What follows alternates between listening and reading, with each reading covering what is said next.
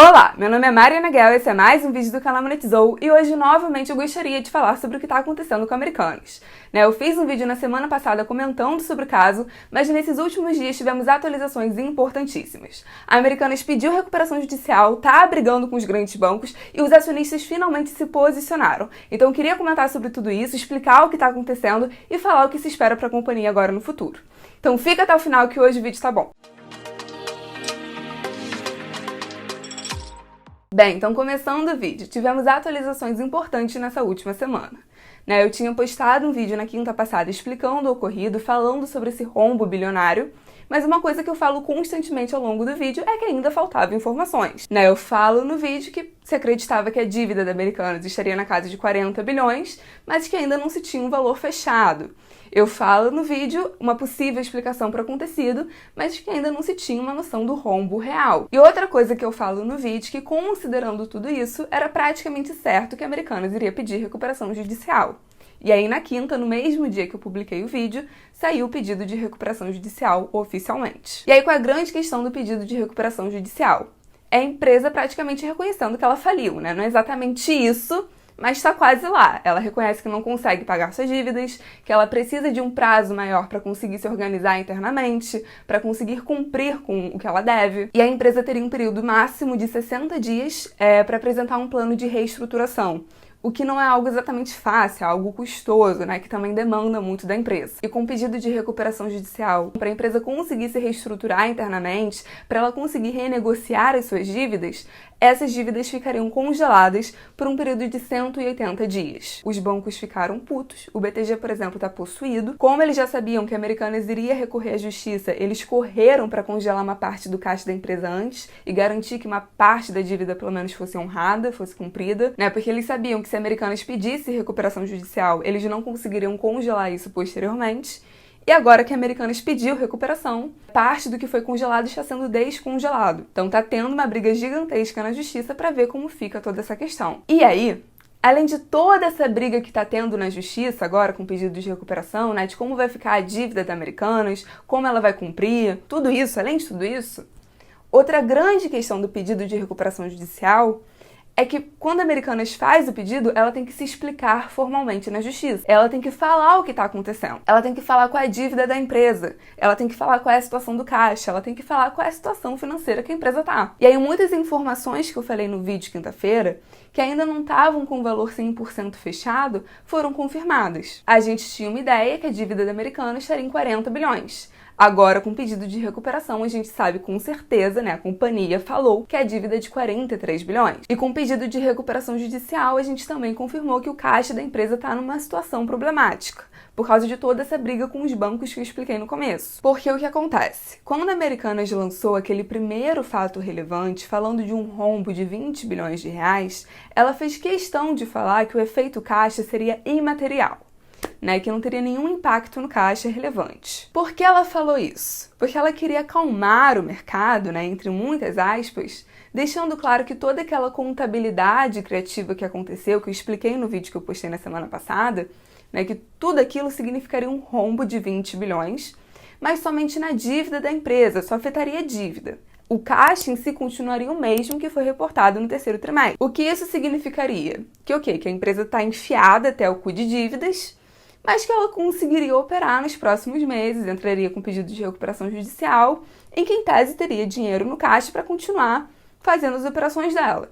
É isso que ela estava tentando dizer para o mercado. Só que, não é assim que a vida funciona, não é assim que a banda toca. Os bancos que a Americanas está devendo não iam ver que a companhia deixou de anunciar uma dívida de 40 bilhões e deixar por isso mesmo. Eles ficaram putos, com razão, porque viram que a companhia não iria conseguir honrar com a dívida, a não ser que alguém injete capital na empresa, e correram para congelar os recursos da companhia, correram para congelar esse caixa. E como eu falei no começo do vídeo, esse foi um dos motivos para a Americanas pedir recuperação judicial.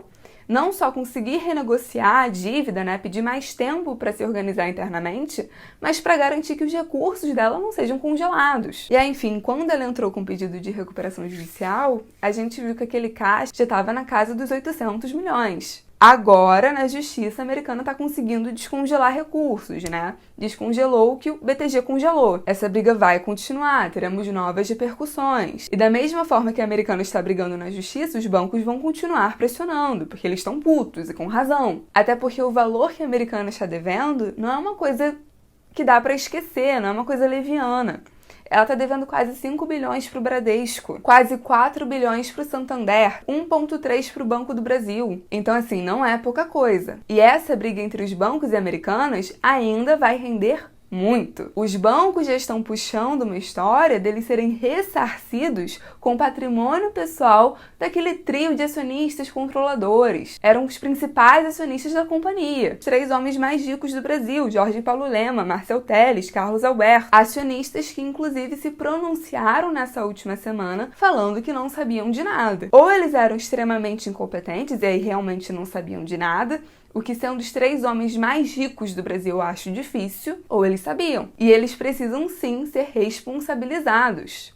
Eles já participaram de outros escândalos de erros contábeis. A Haas, por exemplo, que é outra empresa que eles são controladores, eles já foram acusados pela CEP, né, que seria a CVM americana, de erros contábeis. Eles também tiveram participação no escândalo que foi a quebra do Banco Garantia. Qual a confiança que a gente pode ter no grupo agora? Como a gente sabe que esse risco de erros contábeis, né, de contabilidade criativa, não existe nas outras companhias em que eles são controladores? Companhias grandes, por sinal, a Bembev, Burger King, Heinz. Perguntas que precisam ser respondidas e que a grande mídia não está dando a atenção que deveria. Estamos falando, sim, do maior caso de fraude no mercado acionário brasileiro e não está sendo reportado como tal. Mas, enfim, tudo isso entendido, né? Entendido o pedido de recuperação judicial, entendido qual é a situação atual da companhia, entendido essa briga que vai ter agora com os grandes bancos. Isso entendido. A Americanas vai quebrar? A Americanas pediu recuperação judicial para tentar arrumar a casinha, né, para pedir mais tempo para pagar as dívidas, renegociar as dívidas, para evitar que o caixa seja congelado. Mas existem muitas empresas que pedem recuperação judicial e quebram. Sendo que quando a Americanas faz o pedido, ela está reconhecendo essa possibilidade, né, porque ela está admitindo que não consegue pagar com as suas obrigações.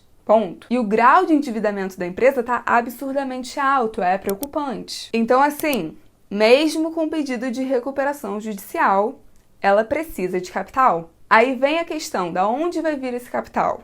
Tem os 3 acionistas controladores, né, que tem a possibilidade deles injetarem capital, né, tirar do bolso e colocar na empresa, para a empresa voltar a respirar. É um caminho. Devido à repercussão, à proporção que isso está tomando, como isso pode pesar na reputação deles, imagino que não é algo 100% descartável, né? Realmente há uma possibilidade na mesa, eles tirarem dinheiro do bolso para a empresa não morrer. Mas enfim, mesmo assim, mesmo colocando dinheiro na empresa, a empresa voltando a respirar, uma dívida desse tamanho, um rombo desse tamanho, uma fraude desse tamanho, não é algo que a empresa consegue se recuperar 100%. A desconfiança que a empresa vai ficar no mercado, o nome da empresa está manchado. Isso dito, se os acionistas não colocarem capital, existe outro caminho que a empresa pode seguir?